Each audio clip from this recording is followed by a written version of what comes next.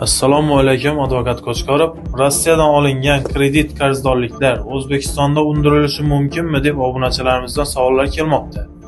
Assalomu alaykum, va alaykum assalom. Haqiqatan ham hamma uchun dolzarb bo'lgan qiziqarli savol kelib tushibdi.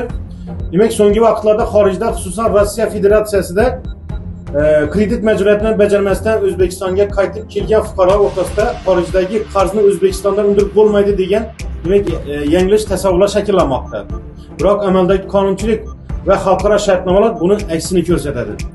O'zbekiston Respublikasining Fuqarolik protsessual kodeksining 364-moddasiga muvofiq chet davlat sudlarining hal qiluvchi qarorlari agar bu O'zbekiston Respublikasining xalqaro shartnomalarida nazarda tutilgan bo'lsa, mamlakatimiz hududida tan olinadi va ijroga qaratiladi.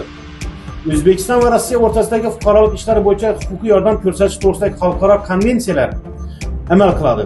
Bunga ko'ra Rossiya sudining qarz undirish haqidagi qarori O'zbekiston sudlari tomonidan tan olinishi uchun asoslar yetarli. Sud hujjati tan olingach, u majburiy ijro byurosi tomonidan ijroga qaratiladi. Qarzdorning O'zbekistondagi mol-mulkiga taqiq qo'yilishi, bank hisob varaqlaridan mablag'lar yechib olinishi yoki mamlakatdan chiqish huquqi demak cheklanadi.